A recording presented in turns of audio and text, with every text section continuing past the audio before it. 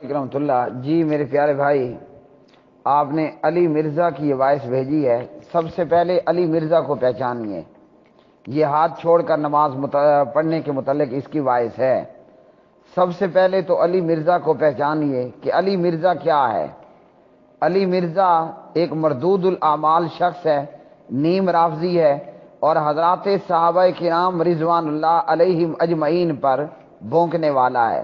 ویسے آپ نے دیکھا ہوا ہوگا گلی محلے کے اندر آوارہ ڈاگی، آوارہ ڈاگ، گلی محلے کے اندر آوارہ کتے، وہ آوارہ کتے اکثر جو ہیں وہ راہگیروں کے پیچھے بھاگ پڑتے ہیں، اور اکثر یہ آوارہ کتے آنے جانے والے لوگوں کے پیچھے بھونکتے ہیں۔ تو ان کے تعلق سے بعض دفعہ لوگ کمپلینٹ کرتے ہیں کمیٹی کے لوگوں کو کہ جناب آوارہ کتے بہت زیادہ ہو چکے ہیں، اور آنے جانے والے لوگوں کو اور راہگیروں کو اس تعلق سے پریشانی ہوتی ہے، اور یہ کہ اگر کسی کو کاٹ لیں تو اکثر جو کتے کاٹنے کی دوائیاں ہیں وہ ناپید ہوتی ہیں، جیسا کہ اس وقت اخبار کی خبروں کے مطابق ڈیرہ اسماعیل خان کا حال ہے کہ کتے کاٹنے کی جو ویکسین ہے وہ ہاسپٹل کے اندر ناپید ہے۔ اور ایک یہ ہے کہ کوئی شخص حضرات صحابہ کرام رضوان اللہ علیہ مجمعین پر بھونکنا شروع کر دے۔ اور استاد محترم حضرت مولانا مفتی مبشر احمد ربانی حافظہ اللہ تعالی کا میں ایک بیان سن رہا تھا کل، جو کہ میری فیس بک پر بھی موجود ہے۔ وہ فرما رہے تھے کہ امام ابو زرع راوی رحمہ اللہ تعالی بہت بڑے امام تھے، امام ابو زرع بہت بڑے امام تھے رحمہ اللہ تعالی۔ وہ فرماتے ہیں کہ صحابہ کرام کو برا بلا کہنے والا زندیق ہے۔ تو یہ علی مرزا کیا ہے؟ یہ نیم رافضی ہے، اور دراصل یہ در پردہ اہل تشیع کو، شیعہ لوگوں کو ڈیفینڈ کرتا ہے۔ یہ در پردہ اہل تشیع کو ڈیفینڈ کرتا ہے، اور یہ اپنی سنیت کو اور اپنی مسلمیت کو شو کر کے شیعہ کے تعلق سے گراؤنڈ ہموار کرتا ہے۔ کیسے؟ وہ اس کے مختلف بیانات سے ظاہر ہے، اور علماء کتاب و سنت وقتاً فوقتاً اس کے بیانات پر اس کا بھرپور تعاقب کرتے رہتے ہیں۔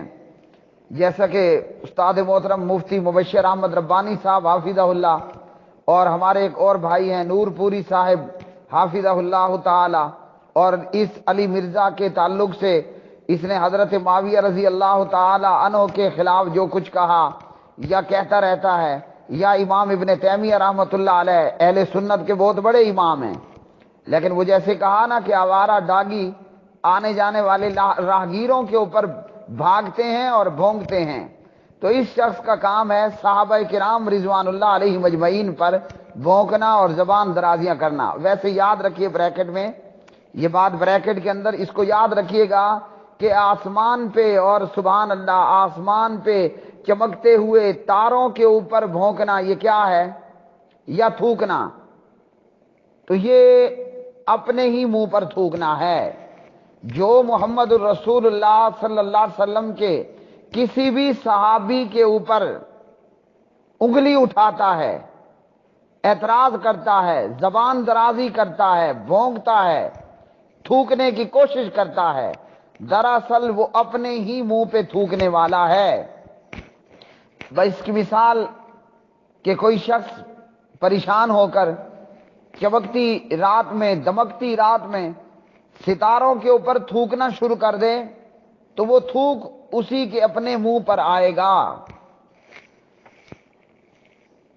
علی مرزا اس وائس کے اندر کہہ رہا ہے کہ جب ہم ہاتھ چھوڑ کر نماز پڑھی جانے والی نماز عبداللہ ابن عمر رضی اللہ تعالی عنہ سے بیان کرتے ہیں تو یہ فلاں فلاں ہوتے ہیں، ہمیں کچھ نہیں ہوتا۔ عبداللہ ابن عمر رضی اللہ عنہ کی بخاری مسلم کی روایات رفع الیدین کے متعلق ہوں یا پورے ذخیرہ احادیث کے اندر کوئی حدیث جو سندن صحیح ہو، صریح ہو، اہل الحدیث تو الحمدللہ حدیث کے طالب علم ہیں، حدیث کے لکھنے والے ہیں، حدیث کا املا کرنے والے ہیں، حدیث کو یاد کرنے والے، حدیث کو پریکٹیکل میں اپنی زندگی میں لا کر حدیث مطابق اپنے اعمال بنانے والے ہیں۔ ہمیں نبی علیہ السلام کی حدیث سے الجھن نہیں ہوتی۔ علی مرزا کہتا ہے ہاتھ چھوڑ کر نماز، تو جی ہاتھ چھوڑ کر نماز نبی علیہ السلام سے کوئی ثابت نہیں ہے۔ جب جہاں پیارے نبی کا عمل آ گیا اس کے خلاف میں، پیارے نبی کے عمل کے خلاف میں، پیارے نبی کی عمل کی مخالفت میں، ایک طرف محمد الرسول اللہ صلی اللہ علیہ وسلم کا عمل ہے اور ایک طرف اس کے خلاف میں کسی اور کا عمل ہے، اللہ کرے وہ عمل تورات میں ہو، انجیل میں ہو، ہم اس پہ عمل نہیں کرتے۔ کسی امتی کی بات تو اپنی جگہ پر، پیارے نبی کا ایک طرف عمل ہو، وہ کیسے کہا؟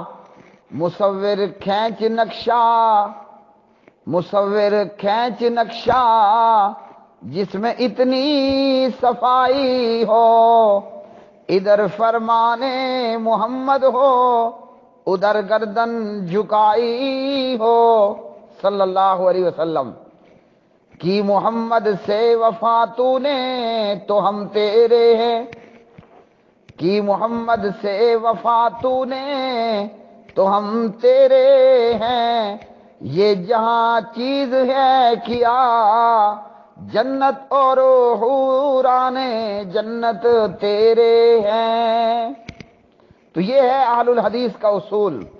محمد بن عبداللہ، محمد الرسول اللہ صلی اللہ علیہ وسلم کا جہاں حکم آ جائے، جہاں آپ کا فرمان آ جائے، جہاں آپ کی تعلیم آ جائے، وہ ہمارے سر آنکھوں پر، اور پیارے نبی کی بات کے مقابلے میں، پیارے نبی کی بات کے الٹ کسی اور کی بات آ جائے، وہ تو شخصیت کی بات کی نا۔ میں کہتا ہوں تورات آ جائے، انجیل آ جائے، زبور آ جائے، پچھلے انبیاء کو دیے گئے صحائف میں سے کوئی صحیفہ آ جائے، ہم اللہ کی پوری کائنات کو بیک کریں گے، ہم اللہ کے پوری کائنات کو پشت کریں گے، ہمارا فرنٹ ہوگا تو وہ محمد الرسول اللہ صلی اللہ علیہ وسلم کی طرف ہوگا۔ اب عبداللہ بن عمر رضی اللہ عنہما سے جو صحیح صریح روایات ہیں، سندن صحیح، کہ جن میں نبی علیہ السلام نے یہ کیا، یہ فرمایا، یا صحابی کا کوئی عمل وہ موافق سنت ہے، وہ ہمارے سر آنکھوں پر ہے۔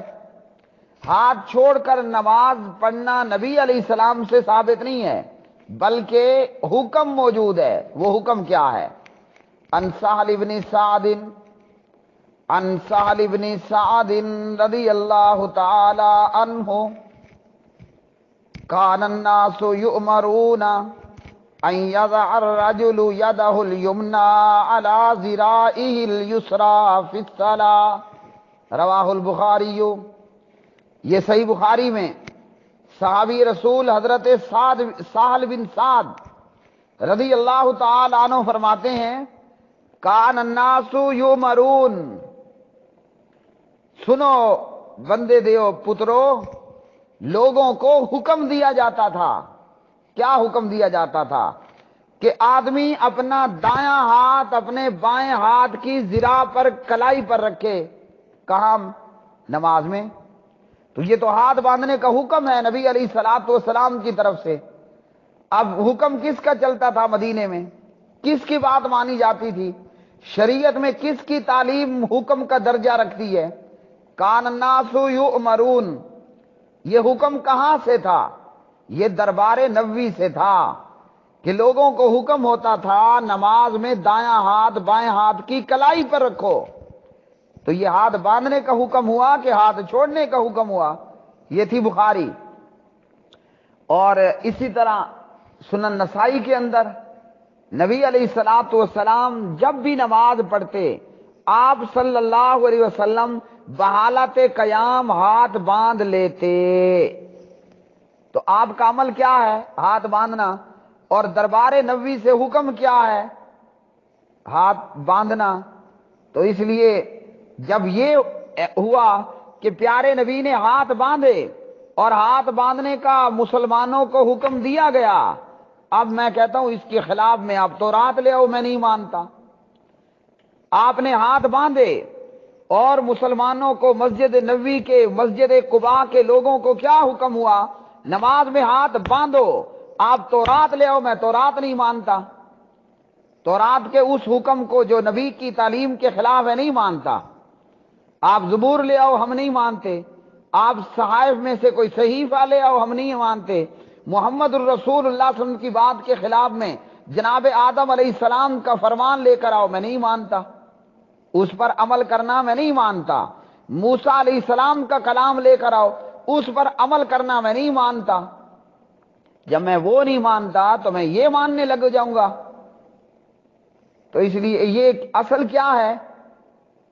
اب بعض کم علم نادان، وہ دیوبندیوں میں سے بھی اور اہل الحدیث میں سے بھی، اس علی مرزا کو اہل الحدیث سمجھ لیتے ہیں، جبکہ اس ظالم نے اپنا ایک نیا فرقہ بنا رکھا ہے۔ کیا ہے؟ اپنی ایک ویڈیو کے اندر یہ شخص کہتا ہے میں ہوں مسلم علمی کتابی۔ نہ بندہ پوچھے دیوبندی کافر ہے، اہل الحدیث کافر ہے۔ اگر تو مسلم علمی کتابی ہے تو دیوبند اور اہل الحدیث وہ کوئی آسمان سے دیکھ کر پڑھ رہے ہیں؟ کتاب تو دیوبندیوں کے پاس بھی موجود ہے، کتاب اہل حدیث کے پاس بھی موجود ہے، کتاب تو یہودیوں کے پاس بھی موجود ہے، کتاب تو عیسائیوں کے پاس بھی موجود ہے۔ آگے آئیے، کتاب تو ہندوؤں کے پاس بھی موجود ہے، وید ہے، گیتا ہے، اس طرح بہت ساری چیزیں۔ تو یہ اگر مسلم علمی کتابی ہے تو اہل الحدیث جاہل ہیں؟ اگر یہ مسلم ہے تو اہل الحدیث کیا کافر ہیں؟